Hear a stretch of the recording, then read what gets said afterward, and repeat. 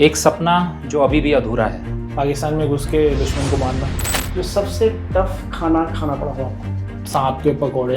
As a in flight security officer हम भी travel करते हैं। कोई इंसान लड़का है लेकिन वो लड़की बनकर ट्रैवल कर रहा है, जिसके पास ऑपरेशन के लिए वेपन्स और अदर इक्विपमेंट्स भी हैं। तो मतलब प्लेन्स क्लोथ में हम लोग जाते हैं एज अ नॉर्मल पैसेंजर। सिर्फ कैबिन क्रू, पायलट क्रू को पता होता है कि हम कहाँ हैं, है कि नहीं है। बिना गन के कितने लोगों को निपटा देंगे आप? तो मैं जब ट्रेनिंग में कर रहा था नेशनल सिक्योरिटी गार्ड्स की, तो मैं एक स्पेशलाइज्ड यूनिट में था, जहाँ पे हमको ऐसी ट्रेनिंग दी गई थी कि आप एक टाइम पे अगर सिचुएशन आए तो 3 से 4 लोगों को भी न्यूट्रलाइज कर सकते हो। मेजर गौरव के सामने दुश्मन हो और हाथ में चाय हो, क्या करेंगे? चाय पीते पीते दुश्मन को ठोकूंगा। जब सेना को बुलाया जाता है, कभी फेल नहीं हुआ, तो ऑप सिंदूर में 15 दिन का टाइम क्यों लगा? बहुत सारे लोगों का सवाल है और मन में चल रहा है।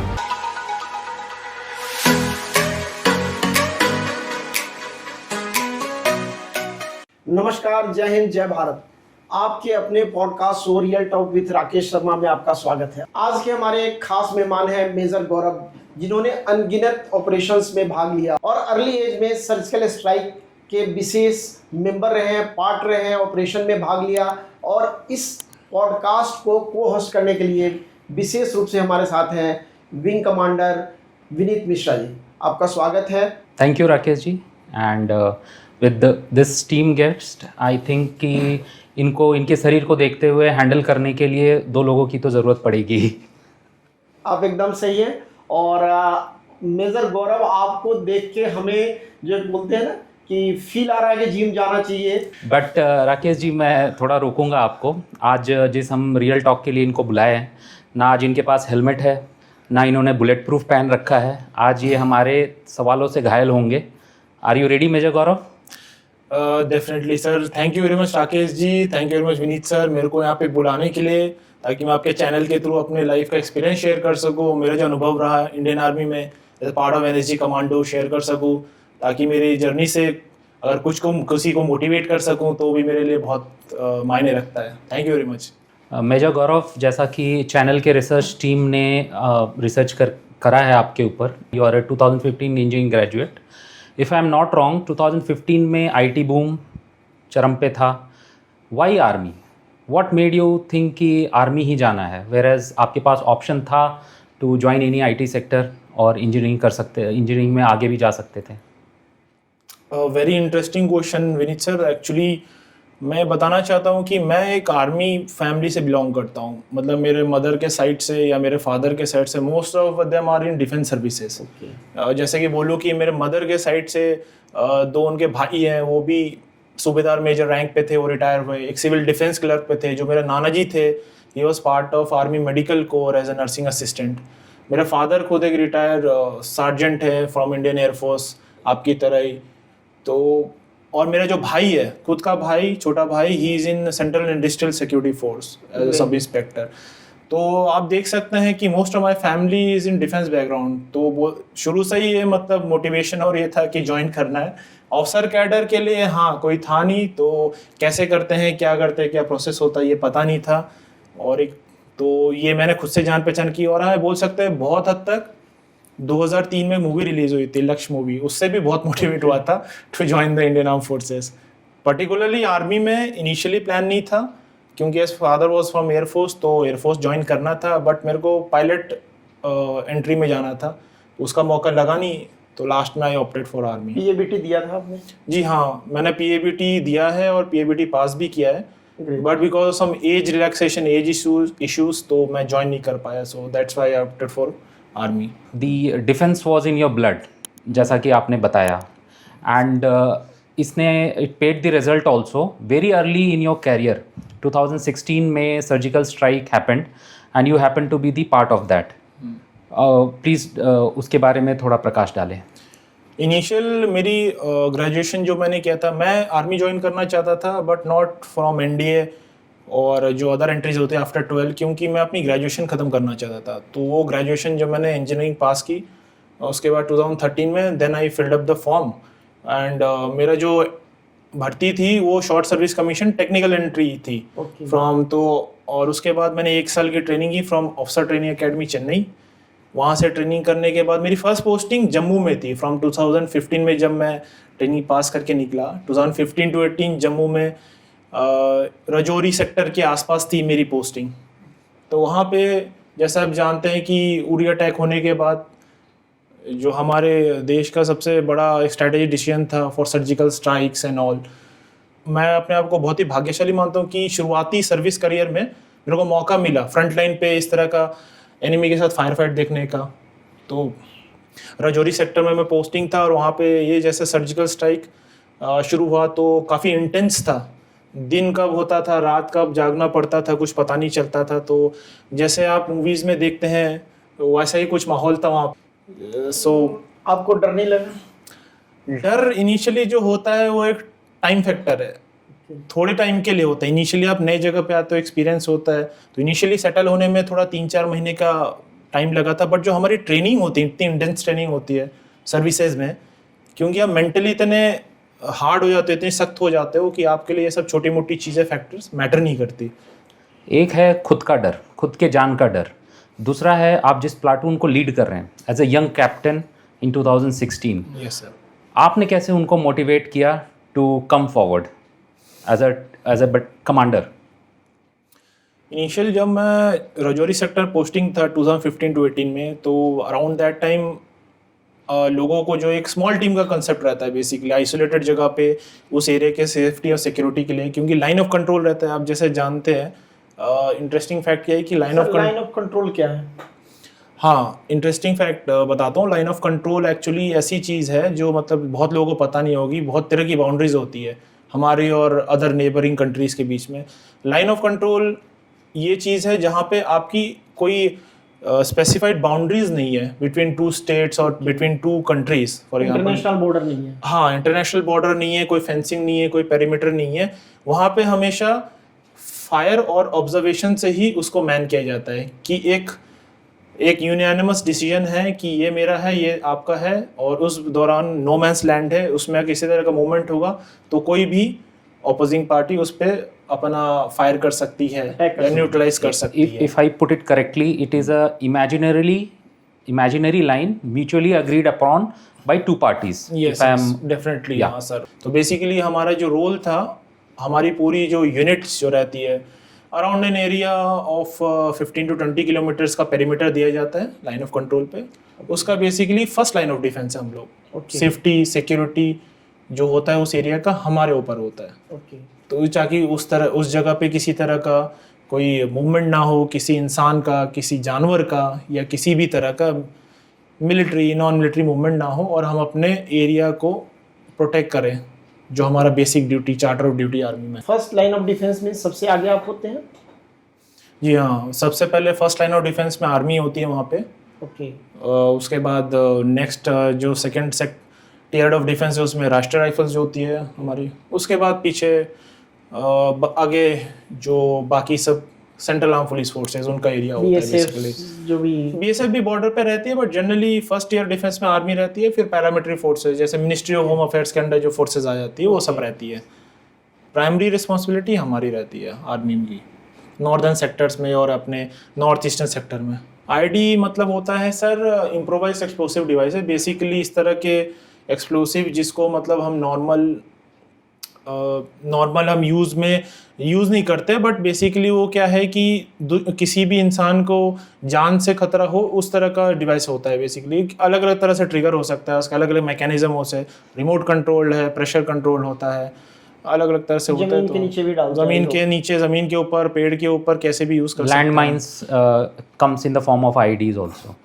सर लैंड माइंस थोड़ा सा डिफरेंट हो गया। इम्प्रोवाइज एक्सप्लोसिव डिवाइसेस मतलब ऐसे चीज़ है, इस तरह के एक्सप्लोसिव डिवाइस जिसके बारे में दूसरे को पता ना हो और बेसिक चीज़ों से बनाया जाता है, और ताकि हम जिस एरिया को टारगेट करना चाहते हैं उसको हम बर्बाद कर सकें। Basically in disguise of common items, radio, TV, television, suitcase, जो एक कॉमन आइटम लगे, देखने में कोई थ्रेट ना लगे, उसके अंदर एक्सप्लोसिव छुपा करके रिमोटली डेटोनेट करने को आईडीज। ये सर जैसे पत्थर की तरह बना देंगे आईडी, या पेड़ के ऊपर लटका देंगे तो पता नहीं चलेगा आपको। डिटेक्ट कैसे करते हैं आप लोग?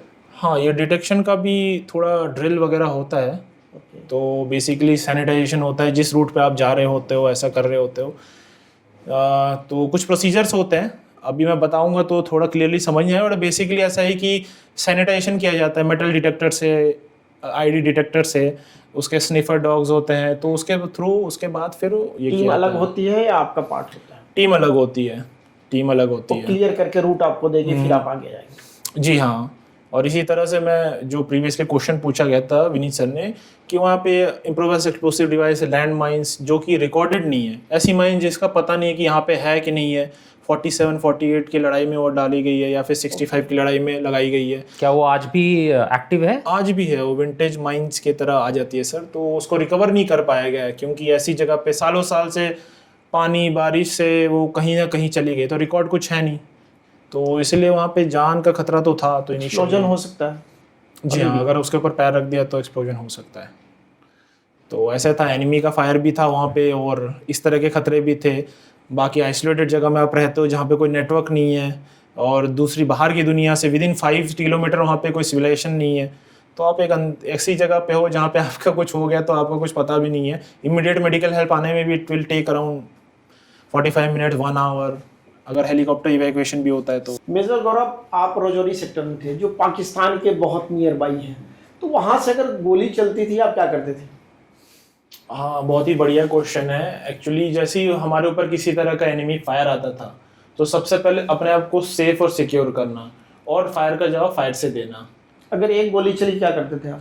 इमीडिएटली हम फायर का जवाब तो फायर से देंगे ही और साथ ही साथ अपने हेडक्वार्टर या फिर अपने हायर अथॉरिटी को इन्फॉर्म कर देंगे, क्योंकि जैसे मैंने बोला कि हमारा जो एरिया था 15 से 20 किलोमीटर का था, तो वहाँ पे जो दुश्मन देश है ऐसा कर सकता है कि एक जगह पे फायरिंग दिखा के और दूसरी जगह से टेररिस्ट या मिलिटेंट इन्फिल्ट्रेट करे। ओके। सो इसीलिए ये ज़रूरी है कि हम उसका फायर का जवाब फायर से तो दे रहे हैं और साथ ही साथ अलर्ट भी हो जा रहे हैं, ताकि इस तरह का वो टैक्टिक्स अपना के अपने मिलिटेंट या टेररिस्ट को इन्फिल्ट्रेट ना कराए हमारे। एक और सवाल, जब आप कहते हैं कि लाइन ऑफ कंट्रोल, तो क्या पोस्ट डिफाइंड है? हम अगर कई बार उनकी पोस्टों पे कब्जा भी करते हैं क्या? जी हाँ, बिल्कुल करते हैं। ये जैसे जैसे हमारे बीच में जब भी एक वॉर्स का सिचुएशन हुआ है, 47-48 हो या 65 में हो या फिर करगिल के टाइम पे हो या सर्जिकल स्ट्राइक उड़ी के टाइम पे, तो अगर मौका मिलता है तो हम एनिमी के एरिया पक्का कैप्चर करते हैं। ये हायर लेवल पे प्लानिंग हमेशा रहती है कि एनिमी का जब भी मौका लगे तो हम एरिया कैप्चर इस पोस्ट को ले लेना है, फिर हम उनको वापस नहीं करते? नहीं, अगर डिप्लोमेटिक चैनल से कोई बातचीत हो तो तभी किया जाता है, अदरवाइज अगर लड़ाई के समय अगर आपने दुश्मन का जो भी एरिया कैप्चर कर लिया वो आप ही का है, उसके बाद उसे वापस देने की कोई पाबंदी नहीं होती दूसरे देश को। फीलिंग रहती है पोस्ट के ऊपर कि सामने वाला जमीन तो हमारा ही है? रहती तो है, हमेशा ऐसी फीलिंग तो रहती है, क्योंकि एक और इंटरेस्टिंग चीज़ मैं बताऊंगा, जब मैं 3 साल वहाँ पे था तो वहाँ पे कुछ लोकलाइट्स भी थे जो उस एरिया के थे, तो उन्हें गवर्नमेंट से स्पेशल परमिशन मिली थी, क्योंकि पार्टीशन के पहले का वो जो एरिया था वो उनका लैंड था, अनडिवाइडेड था, अनडिवाइडेड लैंड जो था उनका एरिया था। बट क्योंकि अब लड़ाई के बाद जब पार्टीशन वगैरह हुआ तो जो एरिया था वो अंडर एक आर्मी कंट्रोल आ गया, क्योंकि वहाँ पे किसी तरह का मूवमेंट अलाउड नहीं है। बट उन्हें स्पेशल कोर्ट से परमिशन मिल रखी है कि अपना एरिया देखने आ सकते हैं। खेती वेती कर सकते हो? खेती वहाँ पे अलाउड नहीं है, क्योंकि वहाँ पे लोगों का आना जाना डिस्टर्ब्ड एरिया घोषित हो गया है। एरिया है, सेंसिटिव एरिया है, लोगों का आना जाना अलाउड नहीं है, क्योंकि वही जैसे मैंने बोला टेररिस्ट या मिलिटेंट का इन्फिल्ट्रेशन हो सकता है, तो अलाउड नहीं है। बट उनको परमिशन मिली कि अपना लैंड देखने आ सकते हैं, तो स्पेशल परमिशन से 6 महीने में, साल में एक बार वो आते थे, वहाँ पे देखने के लिए आते थे। और क्या अपने रिश्तेदारों से भी मिल सकते हैं जो अनडिवाइडेड इंडिया का पार्ट है, and may be because of the war in so many years वो LOC या IB के उस पार हो गए हैं? नहीं, वो अलाउड नहीं था सर, वहाँ पे वो सब अलाउड नहीं था, क्योंकि जैसे मैंने बोला एक वेंटेज पॉइंट रहता है या फिर वेंटेज एरिया रहता है जहाँ से ऑब्जर्वेशन वो कर सकते हैं, देख सकते हैं। बट इस पार से उस पार जाना या किसी से किसी तरह का मेल मिलाप बातचीत करना भी अलाउड नहीं है। उसको आप लोग स्ट्रिक्टली मॉनिटर करते हैं? हाँ, सेफ्टी सिक्योरिटी इश्यूज हमारे साथ ही वो एस्कॉर्ट करके वो लाए जाते हैं और हमारे अंडर में ही रहते हैं, 1 घंटा 1.5 घंटा जो भी है, उसके बाद वापस चले आते हैं, हमारी जिम्मेदारी है। मेजर गौरव, आपने बहुत क्लोजली 3 साल very early in your career Rajouri sector and JNK देखा है। सो अगर हम वहाँ की सिविलियंस की बात करें तो during 2015 onwards till the time you were there, क्या उनका नज़रिया रहा है टुवर्ड आर्म फोर्सेस? जैसा हम TV में देखते हैं, न्यूज़ में देखते हैं, वैसा है या डिफरेंट? आप as a first hand experience क्या बताएंगे? जम्मू सेक्टर में जब मैं था, जम्मू के लोग काफ़ी हेल्पफुल हैं वहाँ पे। Pro Indian you can call it. हाँ, प्रो इंडियन है और वहाँ के लोग काफ़ी हेल्पफुल हैं। हमारे डिफेंस फोर्सेस या पैरामिलिट्री फोर्सेस है, काफ़ी हेल्पफुल है वो लोग, और काफ़ी मतलब एसोसिएशन रखते हैं जिसी भी तरह का लोकल हेल्प चाहिए हो। और इसके जैसे आर्मी में हम लोग हैं, तो आर्मी से थे, तो आर्मी भी हमारे हेल्प करती है फॉर उनके सोशल वेलफेयर अपलिफ्टमेंट के लिए, किसी तरह का मेडिकल कैंप लगाना, बुक्स डिस्ट्रीब्यूशन। ऑप सद्भावना काइंड ऑफ। हाँ, जैसे ऑप सद्भावना क्या होता है कि बेसिकली हमारी जो सर्विसेज है वो लोकल अपलिफ्टमेंट वेलफेयर के लिए, उनके लिए कुछ कुछ काम करती है। जैसे मैं बता रहा था, मेडिकल कैंप्स, बुक्स वगैरह डिस्ट्रीब्यूट करना। तो आर्मी सिविलियंस को first aid, medical camps, vaccination provide करती है free of cost? Free of cost करती है, but time to time dependency हमेशा तब रहता है। एक सर्विसमैन तो हमेशा आते ही है वहाँ पे जी। बाकी नॉर्मल सिविलियन जिनका आर्मी से कोई लेना देना नहीं है, उनको रेगुलर वैक्सीनेशन चाहिए या फर्स्ट एड चाहिए या कोई मेडिकल हेल्प चाहिए और आसपास कोई प्रोफेशनल डॉक्टर नहीं है, तो क्या आर्मी के doctor can go and aid them? जी हाँ, किसी तरह का इमरजेंसी होता है तो पक्का हेल्प करते हैं, और वो लोग आते भी थे हमारे साथ ट्रीटमेंट के लिए। वेरीफाइड सिविलियंस, ऐसे नहीं कि कोई भी आ जाए जिसके बारे में हमें पता है और जो रिकॉर्ड मेंटेन होता है, तो आते हैं, तो उनसे करते हैं, हेल्प करते हैं। And army facilities like army के schools, are they open for civilians also वहाँ पे? आर्मी के स्कूल्स तो सर वहाँ पे है नहीं, बट जो लोकल स्कूल्स हैं उसमें हम जितना हो सके हेल्प करते हैं। बुक्स डिस्ट्रीब्यूशन या फिर कोई स्पेशल लेक्चर या अवेयरनेस का कैंप चलाना कि how to join Indian army और how to join defence services, या फिर किसी भी तरह का मतलब वोकेशनल ट्रेनिंग वगैरह करते हैं हम लोग time to time. That's a great initiative हाँ। to include the civilian forces from JNK, जिन्हें ये लगता है कि ये वर्दी कैमोफ्लाज पहना हुआ आर्मी पर्सनल मेरा एंटी है, उसके ऑन बिहाफ ऑफ दैट अगर एज ए यूनिफॉर्म पर्सनल आप जा करके अवेयरनेस कैंप और स्कूल में आप लेक्चर्स देते हैं, तो they feel the sense of unity. तो that's a great initiative by arm forces and that all our audience should know. बिल्कुल सर, एक्चुअली जब तक लोकल सपोर्ट नहीं रहेगा तो कोई भी फोर्स हो या फिर कोई भी इंसर्जेंट हो, टेररिस्ट या मिलिटेंट, वो अगर लोकल सपोर्ट नहीं है तो कभी अपने जो मुद्दा है, उनका जो ऑब्जेक्टिव है, कभी कामयाब नहीं होगी। पहलगाम में अटैक भी हुआ तो ये विदाउट लोकल सपोर्ट नहीं हो सकता है। जो मेरा थिंकिंग है, जो जितनी मेरी सर्विस है, मेरा एक्सपीरियंस है, मेरी मैच्योरिटी लेवल है, उसके हिसाब से मेरे को लगता है विदाउट लोकल सपोर्ट नहीं हो सकता। तो अगर वो लोकल सपोर्ट सिक्योरिटी फोर्सेस को रहेगा तो वहाँ पे शांति का माहौल बना रहेगा। मेजर गौरव, पहलगाम अटैक की आपने बात की है, मैं एक सिचुएशन लेता हूँ कि ट्रुप के साथ आप पहलगाम में होते, क्योंकि एक चीज़ देखने समझने को मिला, जहाँ पे हादसा हुआ वहाँ पे एम्बुलेंस या सरकारी मशीनरी को पहुँचने में बहुत टाइम लग गया। आप क्या करते और क्या इंसिडेंट को बचा सकते थे?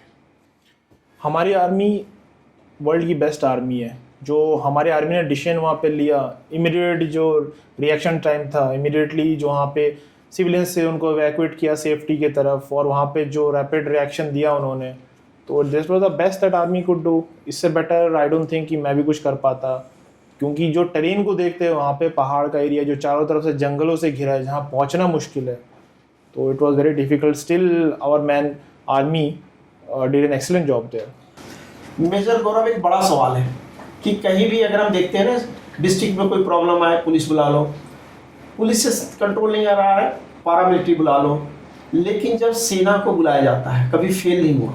तो ऑप सिंदूर में 15 दिन का टाइम क्यों लगा? बहुत सारे लोगों का सवाल है और मन में चल रहा है। बहुत ही इंटरेस्टिंग क्वेश्चन। टाइम इसलिए लगा क्योंकि जैसे हम लोग के एक डेवलप्ड नेशन है या फिर डेवलपिंग नेशन है, तो इमीडिएटली नीजर रिएक्शन नहीं दे सकते किसी भी चीज़ पे। हमें उसके प्रोज एंड कॉन थोड़े देखने होते हैं कि हम एक स्ट्रेटेजिक लेवल पे कोई डिसीजन ले रहे हैं। तो लास्ट टाइम जैसे हमने उरी अटैक के टाइम में सर्जिकल स्ट्राइक की, तो क्या सेम स्टेप लेने से क्या रिटेलिएट करना बेटर रहेगा? और हम चाहते हैं कि उनके जो टेररिस्ट अटैक जो पहलगाम में हुआ था, जो उनकी एक टेररिस्ट फैक्शन है TRF करके, उन्होंने रिस्पॉन्सिबिलिटी क्लेम की थी। TRF पाकिस्तान आर्मी का पार्ट है, नॉट पाकिस्तान आर्मी, लश्कर-ए-तौबा का एक फैक्शन है TRF करके, उन्होंने रिस्पॉन्सिबिलिटी क्लेम की थी। तो जब डायरेक्टली एक टेररिस्ट ऑर्गेनाइजेशन रिस्पॉन्सिबिलिटी क्लेम की है, तो we can not directly attack a nation. Major Gaurav, यहाँ मैं रुकूंगा। हमने न्यूज में पढ़ा था, बाद में उन्होंने वापस ले लिया, कहते हैं कि मेरा साइट हैक हो गया। मेजर गौरव, उनको पता है इंडियन आर्मी जब ठोकेगी ना, तो इस बार खत्म कर देगी। तो बाद में वो माफी मांगते फिर रहे थे, 15 दिन की तैयारी क्यों, ये मेरा सवाल है। हाँ, वही जैसे इनिशियली मैंने बताया कि एक टेररिस्ट फैक्शन ने रिस्पॉन्सिबिलिटी क्लेम किया, बट हम जैसे एक डेवलपिंग और डेवलप्ड नेशन है तो हम नीजर रिएक्शन नहीं ले सकते। हमको आगे और पीछे का सोचना पड़ता है कि उनके सिविलियंस को हम किसी तरह का उनको क्षति ना पहुँचे या फिर एक वॉर लाइक सिचुएशन ना हो जाए, या स्ट्रेटेजिक टारगेट ही हिट करें जो स्ट्रेटेजिक लेवल पे डिसीजन, नेशनल लेवल पे डिसीजन एक स्ट्रेटेजी के थ्रू लिया जाता है जो हाईएस्ट लेवल पे होता है। तो दैट इज वाई प्लानिंग में थोड़ा सा 10 से 15 दिन का टाइम लगता है। और लॉजिस्टिक भी पहुंचाना है, सामने फ्रंट लाइन ट्रूप्स को लॉजिस्टिक पहुंचाना, या किस तरह का अटैक किया जाए, कैसे अटैक किया जाए जिसमें हम मैक्सिमम इम्पैक्ट दे सके, उनको बर्बाद कर सके। टेररिस्ट लॉन्च पैड है या टेररिस्ट और जहाँ पे उनके एस्टेब्लिशमेंट है, तो इसमें टाइम लग गया to find out the targets और प्लानिंग लॉजिस्टिक वगैरह का। तो दैट इज वाई थोड़ा टाइम लग गया। Basically, as a responsible nation, we should not behave irresponsibly and take time in planning rather than knee-jerk reaction लेने से अच्छा हम planning के साथ और better impact and without fail action ले, that is better whatever time it takes, and the everybody is aware कि result क्या हमारे सामने ही है। हाँ, डेफिनेटली सर, यही था हमारा, इसलिए नेशनल लेवल पे डिसीजन लेने के लिए थोड़ा सा टाइम लग गया, बट जो हमने एक्शन लिया वो it was the best suited. इससे बेटर आई डोंट थिंक कि कोई किसी तरह कोई एक्शन हो सकता था आज के टाइम में प्रेजेंट सिचुएशन को देखते एंड दी एंटायर वर्ल्ड, पूरी दुनिया हमारी सराहना कर रही है कि जिस तरह हमने जिस रिस्पॉन्सिबिलिटी के साथ हमने टेररिस्ट एक्शन का रिप्लाई दिया है without harming any civilian in the other side of the border, और जिस तरह हमने टारगेट्स अचीव किए हैं, this is admired pan world, we must appreciate that. Definitely. Major Gaurav, एक और सवाल, इस बार जो ऑपरेशन सिंदूर हुआ उसमें मोस्टली जो दिख रहा था, अगर हम टीवी की बात करें, न्यूज़ चैनल की बात करें, कि एयरफोर्स का वार है, लेकिन आर्मी ने भी अपना काम किया। आर्मी ने जहाँ जहाँ भी पोस्ट है पाकिस्तान के ख़त्म किए, रिटेलिएट किया। तो इसमें आपका क्या जवाब है? जो आर्मी हमारे बॉर्डर एरियाज़ में है, वेस्टर्न सेक्टर और नॉर्दर्न सेक्टर में है, वो तो continuously cross cease fire violation चलते ही रहते हैं। ओके। और जो हमारे प्री डिफाइंड कुछ टारगेट्स रहते हैं इस तरह के, जैसे बोला ना कि इस तरह की सिचुएशन जो हो जाए तो हमारे प्री डिफाइंड टारगेट रहते हैं, उस पर हम इस तरह से मतलब अटैक करते हैं कि उसको कब्जा भी कर लेते हैं, अगर मौका मिला तो कब्जा भी करते हैं। ठीक। जब उनकी तरफ से गोली चलती है, गोला चलता है, आपका टारगेट क्या होता है? सबसे पहले हम अपनी सेफ्टी को करते हैं कि हमारी जान को कोई खतरा ना हो, और उसके बाद जहाँ से गोली या गोला है तो उसको टारगेट को पूरी तरह से बर्बाद कर देते हैं ताकि वहाँ कुछ भी ना बचे, चाहे वो कोई वहाँ पे पाकिस्तानी ट्रूप हो या कोई मिलिटेंट हो, पोस्ट हो, जो भी हो, किसी तरह का नामो निशान ना रहे। इस तरह से हम लोग रिटेलिएट करते हैं। ईंट का जवाब पत्थर। जी हाँ, बिल्कुल। नाइस। मेजर गौरव, 2016 सर्जिकल स्ट्राइक, आप यंग कैप्टन थे, सीमा के बहुत करीब थे, सर्जिकल स्ट्राइक में शामिल थे, क्या दिमाग में था लौट के आऊँगा कि नहीं? जी, सबसे पहले तो आर्मी में ये सिखाया जाता है कि मिशन जो हमारे लिए सबसे इम्पोर्टेंट है उसे हर हाल में पूरा करना है, जो हमें मिशन या टास्क दिया गया है। उसके बाद सेकेंडरी है कि हमारे अंडर कमांड जो भी ट्रूप्स हैं उनका सेफ्टी और सिक्योरिटी, तो इन चीज़ों को ध्यान में रखते हुए मिशन एकम्प्लिश करना ही मेरा टास्क था। और इसके अलावा मैंने और कुछ तो सोचा नहीं। पर्सनल सेफ्टी, खुद के जान का खतरा, ये सब सेकेंडरी हो जाता है। क्या घर पे कोई मैसेज किया था? घर पे तो बात होती रहती थी, बताते रहते थे सिचुएशन इंटेंस है और किसी तरह का कुछ, बट यही है कि आपके पीछे जो घर में है उनको घबराहट नहीं देनी है, उनको भी मतलब मन में सांत्वना रहे कि नहीं, मेरा घर का जो भी लड़का या लड़की काम कर रहे हैं आर्मी में या फिर डिफेंस सर्विसेज में, वो अपने देश के लिए काम कर रहे हैं, तो उनको एक पैनिक सिचुएशन नहीं रखना है, तो उनको इन्फॉर्म रखते थे, बट ऐसा नहीं कि वो घबराए हमेशा रहे। नाइट बिफोर द स्ट्राइक, जिस दिन आपको ऑपरेशन में जाना है, उस रात को आपके दिमाग में क्या चल रहा था? क्या आपको डर लग रहा था अंदर से, या फिर आपके दिमाग में वही जुनून था, वही मिशन था? As a young captain, what was your mentality immediate before the night before the action? Young service में काफ़ी जोश रहता है, काफ़ी मोटिवेशन रहता है। अपने आप को जो भी मेरे को काम दिया गया, जो भी टास्क दिया गया, उसको ग्राउंड पे करना ही मेरा मेन मोटिव रहता है। And you find this as an opportunity, आपने इसे एज एन अपॉर्चुनिटी चुना कि आज मेरा ट्रेनिंग, आज मेरी कमीशनिंग सफल होने वाली है अगर मैंने इस मिशन को ठीक से अकम्प्लिश कर दिया तो। डेफिनेटली। सबसे पहले मैंने बोला हमारा जो मिशन या टास्क रहता है वो हमको हासिल करना हर हाल में। बहुत प्लानिंग होती है, ऐसा नहीं कि इमीडिएटली कुछ किसी चीज़ को हमें अकम्प्लिश करने बोल दिया होता है, बट एक हायर लेवल पे प्लानिंग होती है और उस चीज़ को हम हमेशा ट्रेनिंग में प्रैक्टिस करते रहते हैं ताकि हमको देखिए, हर हालत एक में ट्रेनिंग एंड वो तो है ही है, बट सबसे ऊपर we all three sitting here are from the defence background, we all know कि सारी ट्रेनिंग सारी प्लानिंग है, लेकिन सबसे ऊपर होता है साइकी एंड मेंटालिटी। अगर वो कहीं वीक हो जाए, अगर वो लिंक कहीं टूट जाए, हम तीन अगर एक मिशन में हैं, अगर एक के बीच में लिंक टूट जाए तो मिशन वहीं का वहीं धरा रह जाता है।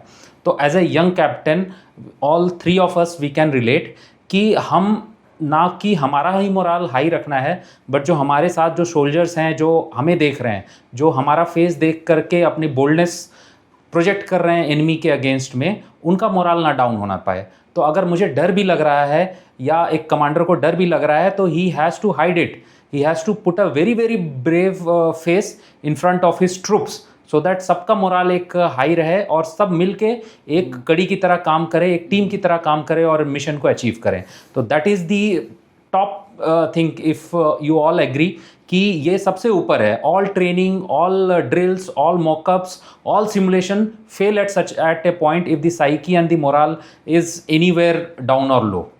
बिल्कुल बिल्कुल, हमारा मेन प्रायोरिटी रहता है कि मिशन को अकम्प्लिश करना है जो भी हमें दिया गया है।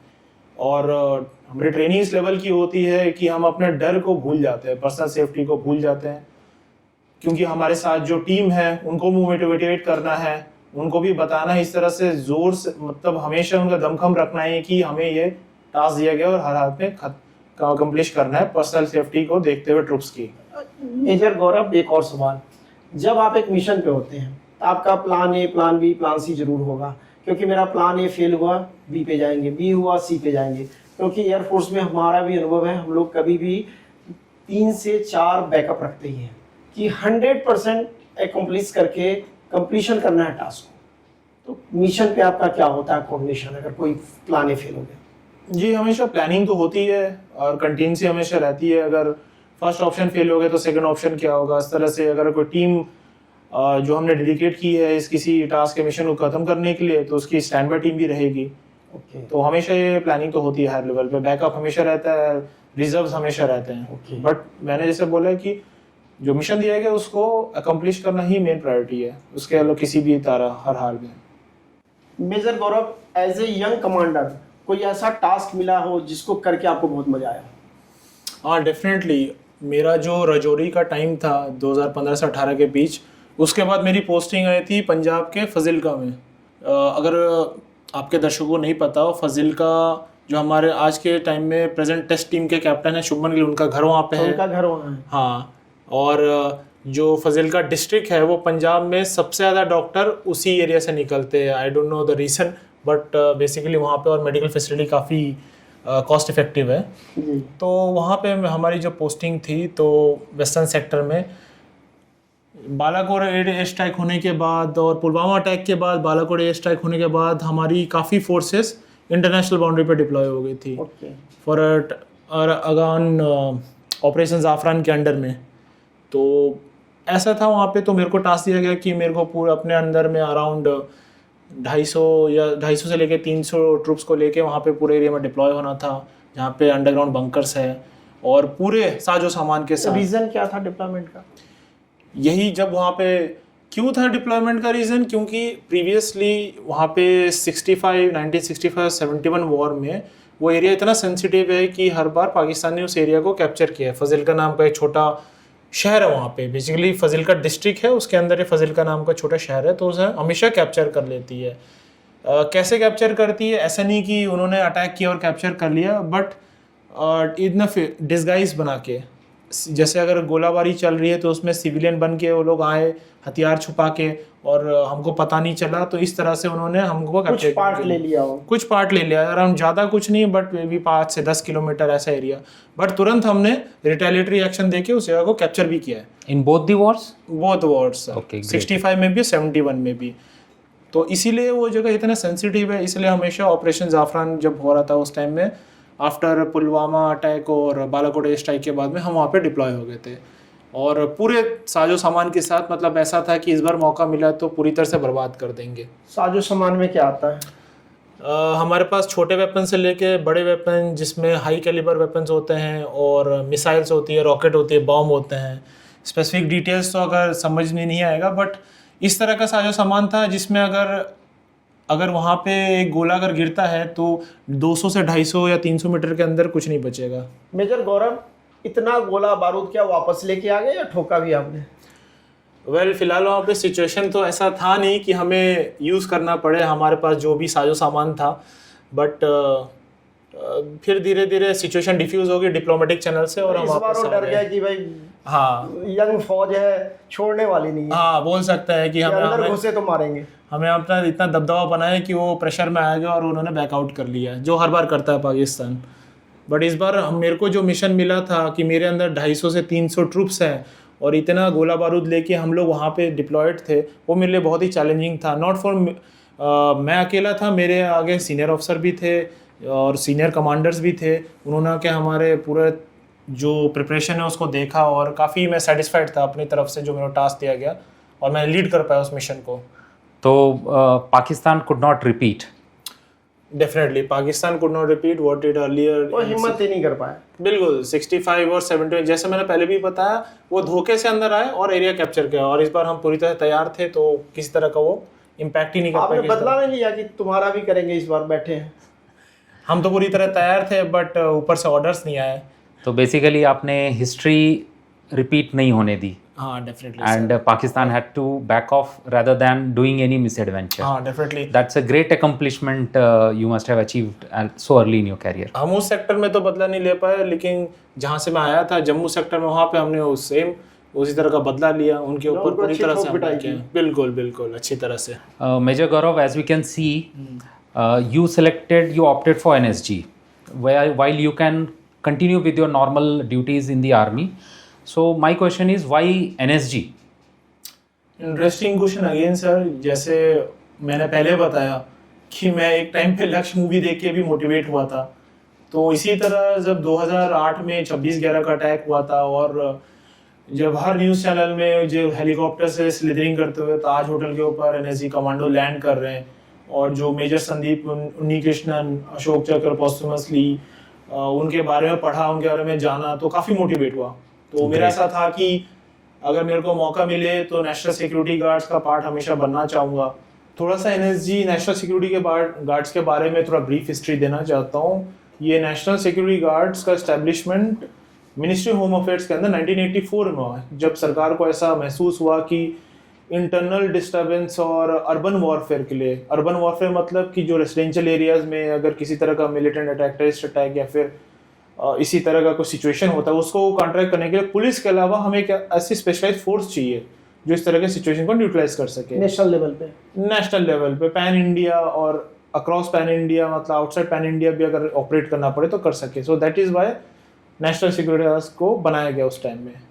क्यों गया नेशनल सिक्योरिटी गार्ड्स में जाने का? जैसे मैंने बोला कि काफ़ी मोटिवेशन इसलिए था क्योंकि मैं नॉर्मल जो कन्वेंशनल रोल होता है आर्मी में, जहाँ पे हमको पता है कि सामने दुश्मन है और हमको उसको इस तरह से न्यूट्रलाइज करना है, लेकिन इसके अलावा मैं हमेशा से चाहता हूँ कि कुछ एक इनोवेटिवनेस या अपने सर्विस करियर हो या प्रोफेशनल या पर्सनल लाइफ में हो, किस तरह का नया कुछ अनुभव लेते रहूँ। तो मेरे को चैलेंजिंग लगा कि नेशनल सिक्योरिटी गार्ड्स का सिलेक्शन क्राइटेरिया देखा और उनका कैसे जो पैरामीटर्स होते हैं सिलेक्शन के, डायरेक्टली नेशनल सिक्योरिटी गार्ड्स में कोई जा नहीं सकता। मेजर गौरव, इसका क्राइटेरिया क्या है और कैसे एनएसजी में जाते हैं? जैसा मैंने बताया, नेशनल सिक्योरिटी गार्ड्स में डायरेक्टली एनरोलमेंट नहीं होता कि सिलेक्शन आपका हो गया। जो सर्विसेज में सिलेक्ट होते हैं, चाहे वो मिनिस्ट्री होम अफेयर्स के under central arm police forces हो या आर्मी से ट्रूप्स हो, इनका एक स्पेसिफिक पैरामीटर्स होता है जिसमें not only physical fitness but एक साइकोलॉजिकल असेसमेंट, फायरिंग और बहुत सारी डायनेमिक्स को आपको देखा जाता है रिटन टेस्ट के अलावा, तब जाके आपका सिलेक्शन होता है नेशनल सिक्योरिटी गार्ड्स में, जिसमें जो इनका ट्रेनिंग पीरियड या प्रोबेशन पीरियड जो होता है ऑलमोस्ट 3.5 से 4 महीने का होता है। लेकिन एक चीज़ है, इसमें हम लोग खाली डेपुटेशन के लिए जाते हैं जो आर्मी से फॉर 2 ईयर्स, जो ट्रूप्स वगैरह जा सकते हैं 3 ईयर्स के लिए जा सकते हैं। मेजर गौरव, जैसे हमने प्रहार मूवी में देखा था, ट्रेनिंग के दौरान कई लोग बैकआउट हो जाते हैं, कई लोग जख्मी हो जाते हैं, तो क्या परसेंटेज रहता है ट्रेनिंग में कंप्लीशन का और कितना टफ होता है?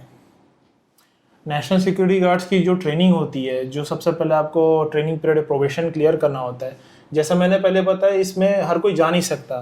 आप वॉलेंटियर करके पहले पार्ट ऑफ नॉर्मल हमारे कन्वेंशनल आर्मी का पार्ट होता है या फिर conventional central arm police force का पार्ट हो तभी जा सकते हो। आप वॉलेंटियर करते हैं, उसके बाद सबसे पहले आपको फिजिकल फिटनेस चेक किए जाते हैं। फिजिकल फिटनेस में अलग की है, जैसे आपने प्रहार मूवी में बताया, इसमें जो जो चीज़ है ये मूवी में बहुत हद तक बहुत ही कम 10% दिखाया जाता है। बेसिक बिल्कुल, इसमें मतलब जो ट्रेनिंग टाइम होता है इसका मतलब आप उसका 10 गुना कर लो तो उतना ज़्यादा टफ होता है।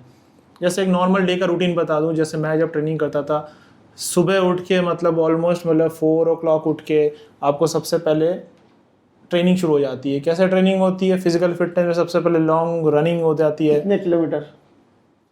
On a normal day it is 3 to 4 kilometre, और जनरली अगर बारिश हो रही है, वेदर खराब है, तभी 3 से 4। अदरवाइज आप नॉर्मली 7-8 किलोमीटर तो डेली रनिंग कराते हैं। और थ्रू आउट द डे आप अगर अपना एवरेज माइलेज ले लो तो कम से कम 10 से 12 किलोमीटर बन जाता है। पिट्ठू भी डालना पड़ता है वजन? बिल्कुल, क्योंकि आपको ट्रेनिंग ही है, ऐसा मेंटल आपको फिजिकली स्ट्रफ बनाना है। सबसे पहले आपको ट्रेनिंग होती है, जैसे मैंने बताया नॉर्मल डे में 5 से 6 किलोमीटर आपको जस्ट वार्म अप कराते हैं। ये तो ऑलमोस्ट 1 से 1.5 घंटे की फिजिकल फिटनेस ट्रेनिंग होती है सुबह सुबह जो हम करते थे। क्या होता था इसमें? रनिंग करके आए, फिर जो एक हॉरिजॉन्टल रोप होती है जो आप सब देखते होंगे, इसको 1 या 2 बार नहीं 20-20 बार चढ़ाया जाता था हमें, ताकि आपके मसल में स्ट्रेंथ बढ़े। ठीक है, वो करने के बाद फिर पुशअप ऑलमोस्ट 100, सिटअप अगर हो गए तो वो भी 150 से 200। तो इस तरह की मतलब कुछ कुछ एक्टिविटीज़ है। चिनअप्स अगर हो गए तो मिनिमम स्टैंडर्ड उनका रहता है 15, 20, 25 उस। और जो ट्रेनिंग स्टैंडर्ड में जो रनिंग है, ये जो मैंने बताया, इसमें मतलब एक टाइम लिमिट रहती है। मिनिमम जो टाइमिंग है एक आर्मी स्टैंडर्ड के हिसाब से वो तो 25 मिनट्स है 5 किलोमीटर, जिसमें आपके पास 3 किलो का पिट्ठू भी रहता है, वेपन भी रहता है 4 किलो का, almost 7 to 8 kilo.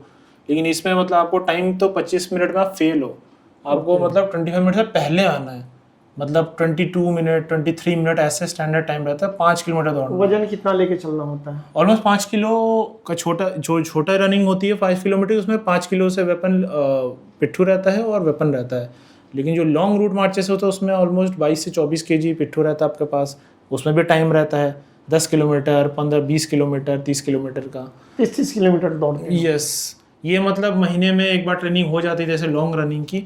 But on average जैसे मैंने बोला सुबह उठते ही आपको 5 से 6 किलोमीटर रनिंग, 15 से 20 बार रोप चढ़ना, 100 से 100 तो पुशअप हो गए, सेटअप हो गए 100 से 150, तो ये आपका रूटीन रहता है। चिनअप हो गए 15 से 20। आप तो ऐसे बता रहे हैं इजी है, हमें से 5 पुशअप नहीं हो पाता है।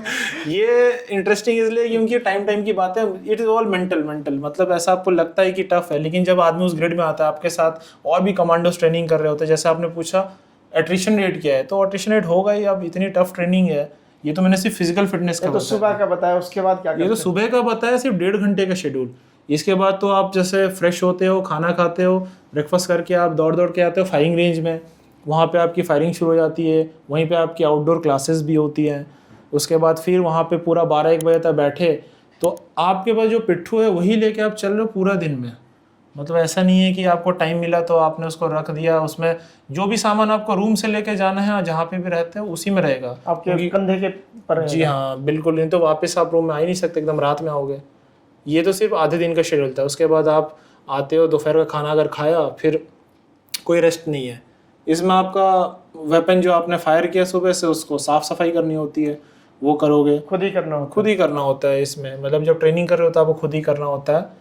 फिर वापस आने के बाद शाम की ट्रेनिंग में क्या होता है, फिर से नाइट फायरिंग या आउटडोर क्लासेस जब तक अंधेरा नहीं होता। उसके बाद फिर फिज़िकल ट्रेनिंग शाम की दोबारा चालू, वहाँ पे भी होती है। और रात में ऐसा नहीं है कि हमको 9-10 बजे छोड़ दिया, जाओ आके सो जाओ और सुबह उठ जाओ। वहाँ पे फिर हमको मेंटली टफ बनाने के लिए क्या करते हैं, खड़ा रखते हैं, बस कुछ नहीं, बस खड़ा रखते हैं बस। और मेंटल टफ बनाने के लिए यही सब करते रहते हैं, कुछ ना कुछ सामने खड़ा होके। टेररिस्ट दिन और रात तो देखेगा नहीं। जी हाँ, हो सकता है रात को अटैक हो, तो आपकी स्लीप साइकिल तो उन्हें डिस्टर्ब करनी पड़ेगी। इसीलिए स्लीप साइकिल को डिस्टर्ब करने के लिए 11, 12, 1, 2 बजे तक, मतलब वीक वाइज ट्रेनिंग अगर होती है तो फर्स्ट सेकंड वीक में आपको 4 घंटे की नींद मिल जाएगी, 4 से 5 घंटे। फिर जैसे जैसे प्रोग्रेस करोगे तो 4 घंटे से 3 घंटे, 2 घंटे। ऐसी भी ट्रेनिंग होती है जहाँ आपको 1 हफ्ते सोने नहीं दिया जाता है, 1 सप्ताह तक। हाँ, ऐसी भी ट्रेनिंग होती है। तब आप एक मतलब उस टाइम में आप ज़ॉम्बी की तरह बन जाते हो। आप बस चल रहे हो, आप आगे के वाले को पकड़ के चल रहे हो, कि आप आपको पता ही नहीं आप कहाँ जा रहे हो, ऐसे भी हो जाता है माइंडसेट। तो मैक्सिमम लोग तो 2 हफ्ते में ही निकल जाते होंगे। हाँ, जो मतलब फिल्टर आउट होने वाले हो शुरू के 2-3 हफ्ते में निकल जाते हैं, और अदरवाइज जो करना होता है फिर पूरा करते हैं। आपके बैच में कितना परसेंटेज एट्रिशन था? मेरे बैच में ऑलमोस्ट 20-30% तो था। 20-30% वाली? हाँ, physical training, firing standards, psychological test वगैरह, ये सब में मतलब एट्रिशन रेट मैक्स देखा जाए तो हो जाता है इतना। 4 माले बिल्डिंग से जंप कर जाएंगे आप? हाँ, सेफ्टी मेजर्स लेके पक्का क्यों नहीं है, क्योंकि स्लिदरिंग हमें करना ही पड़ता है 50-50 फुट की आर्टिफिशियल वॉल से, 4th फ्लोर की बिल्डिंग से जो 150-200 मीटर हाइट की है।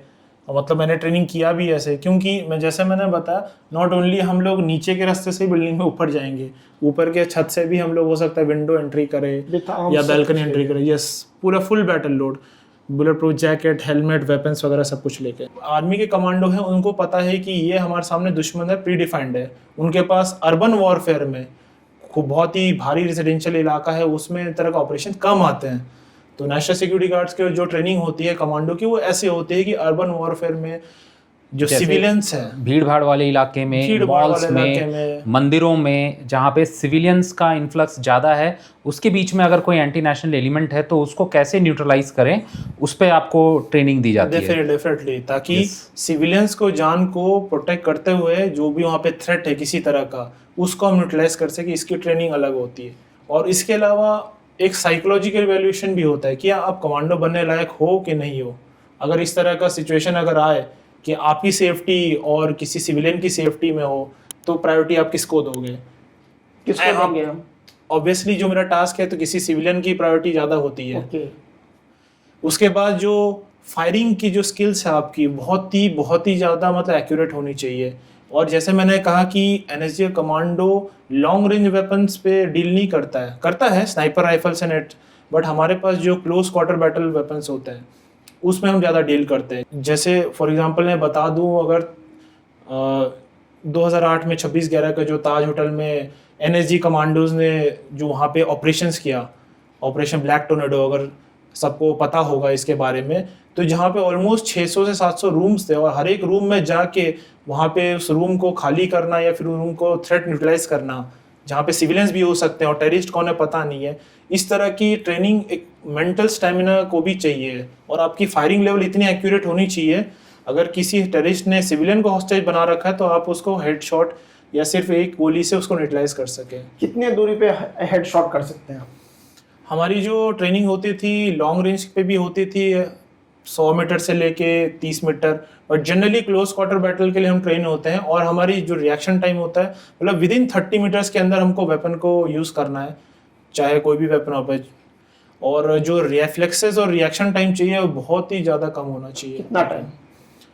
आप मान लीजिए कि हमारी जो फायरिंग की ट्रेनिंग होती थी या उसमें हमको टाइम मिलता था 50 मीटर से दौड़ के आना है 30 मीटर तक, जहाँ पे अलग अलग पोजीशन से अलग अलग शोल्डर से फायर करना है, एम्बीडेक्स्ट्रस फायरिंग जिसे बोलते हैं। Okay. तो उसमें हमको टाइम मिलता था जिसमें हमको हर एक टारगेट पे हिट करना है, अराउंड हर एक पोजीशन पे 30 सेकंड से लेके 1 मिनट का टाइम मिलता था। एक्यूरेसी भी चाहिए 100%? एक्यूरेसी तो चाहिए, अगर आपने सिविलियन को हिट कर दिया तो आपका ऑपरेशन और मिशन तो फेल ही है, सिर्फ वही काउंट होगा कि आपने ट्रेस को न्यूट्रलाइज किया।